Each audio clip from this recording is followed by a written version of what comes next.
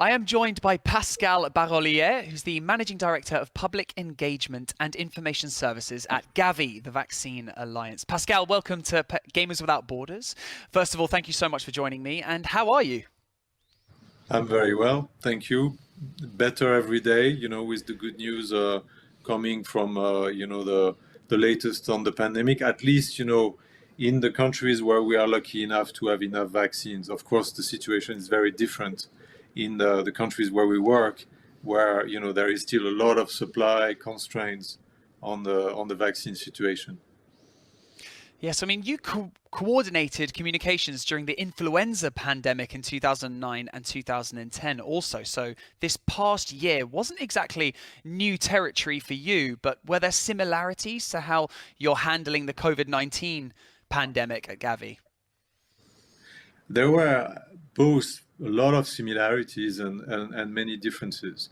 For those of you that may or may not remember, the pandemic of influenza hit in 2009, and it was called pandemic influenza or H1N1, and it was a close call. It wasn't a real pandemic. H1N1 was not as bad as it could have been, but it was a wake-up call. And what we saw then was we saw pretty bad behaviors from countries buying all the vaccines they could, before the poorest countries could get any dose. And luckily, it wasn't a bad pandemic.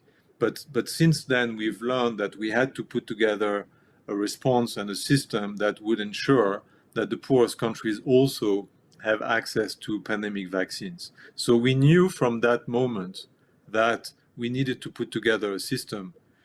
Did the world react and prepare? Well, despite our calls since 2010 to say that a pandemic was long overdue, we did multiple engagements, we did TED Talks all over the world to say we need to prepare. But when the problem is not at your front door, you rarely take action.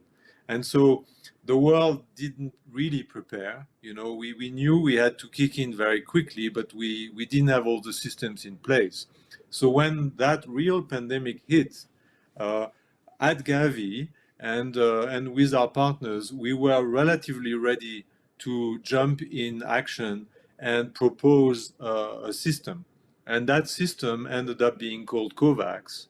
And that was created in haste because we needed to put together a solution. And we did that with our partners, CEPI, WHO, UNICEF. And that was really filling the void and putting a system together to respond to a global pandemic that had never been done before. So we learned as we went, and we kind of built the plane as we were flying it. And of course, today we have what we have. It's not perfect, but we have a solution that is a global response to the pandemic, particularly for the countries that have the smallest resources to buy the vaccines. Yeah, I believe that knowledge is key, isn't it, really? We have to use all of these kind of situations, as terrible as they are, as learning curves as well for anything that could potentially happen in the future. So it's good that you kind of took action off the back of the influenza pandemic and kind of could apply that knowledge to COVID as well. But your organization's ethos centers around all lives have equal value and to ensure that no one is left behind, which is incredibly inspiring because Gamers Without Borders, our mission statement for 2021 is no one left behind. So because each country is impacted differently by the COVID-19 pandemic, have you had to shift focus with each country that gets into a critical state? Well, you see, the pandemic is very dynamic, and maybe the countries from the north, Europe, the U.S., Canada were hit very hard at the beginning, and we saw relatively few cases in the south, maybe in the developing nations. This is really shifting today. We saw that with India, massively hit by the pandemic. Unfortunately, we had a lot of the supply of vaccines coming from India, and they've had to, of course, use that supply to protect their own people because the situation is so bad in India. Our worries are that the next wave is going to affect much more the developing nations and the countries with the smallest resources. So we need to mobilize and make sure we are able to supply those countries. We have already distributed almost 90 million doses to many nations, but of course this is not enough, and we are hoping that by the end of the year, beginning of 22, we will be distributing close to 2 billion doses to the countries that need them the most. And this is absolutely in line with this campaign of yours, which is about leaving no one behind. Exactly. I mean, you've already mentioned the future, 2021 into 2022 as well. As we progress, it does seem like the grass is getting greener thanks to vaccine distribution. GAVI has recently made huge announcements in early June at the GAVI COVAX AMC Summit. Could you please touch on that a little bit?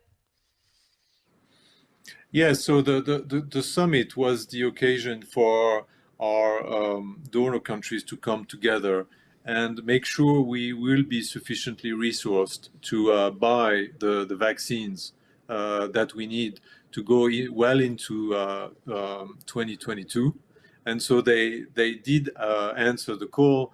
The meeting was called by the Prime Minister of Japan, and pretty much all the nations that are our top donors answered the call and committed billions of dollars to fill the gap. On top of that, there was a whole movement taking stock of the fact that there are supply issues. There was a whole movement joined by the US as well as Team Europe to share doses, because the richest countries could buy vaccines, could order vaccines. Some of them have too many doses, and now there is a whole movement to actually reorient the doses to us so that we can distribute to the countries that need them the most. So this is another way of contributing by providing those doses directly to the countries that need them. Well, your success so far in distributing the vaccines at GAVI has been absolutely incredible. And touching on Gamers Without Borders, we last year donated just over $1.3 million to GAVI, and this year planning to do, the same. What can people like myself and people at home, the viewers and the people participating in Gamers Without Borders, what can we do to help also? Well, I think there is the financial aspect, and I think the fundraising that you're doing is really amazing. Coming from that corner, of gaming, which I think is truly fantastic. The previous commitment generated the 1.3 I think million dollars, and that represents 500,000 people vaccinated. We need roughly around $5 per person vaccinated. So you can quickly make the calculation of what additional funding would do. Now, on top of the financial aspect, I think there is probably a stronger contribution that your viewers, the players can do. It's about influence. It's about making sure they get the right information about vaccines, making sure they share this information accurately, not fall into the traps of fake news. There are people that are trying to, generate fake content about vaccines. One thing that we need to be aware of is that vaccines are the fastest way to freedom and getting our life back. And I think the sooner we are able to get vaccinated, and if you have access to vaccines in your country, just go for it. My son, who is 20, just got his second dose in Switzerland because we are lucky enough to have doses. And Now with the QR code, he's traveling, he will be showing the QR code in the airport, and then he can get into the planes without doing testing. You want to go out, you want to go clubbing over the summer. Well, they may be checking your QR code. If you're not vaccinated, then you have to do testing and you have to do more paperwork, and that will limit your freedom. So I think, do the right thing and not only get vaccinated, but also be an advocate, because that's, again, the fastest way to getting your life back. Yes, I mean, utilizing social media in order to, spread the correct word and, support what needs supporting, everyone that's doing their best to try and fight the COVID-19 pandemic. But Pascal, thank you so much for joining me on Gamers Without Borders. I really do appreciate you taking the time to sit down and have a chat with me. And best of luck at GAVI for the remainder of 2021. Thank you so much for having me. Thank you.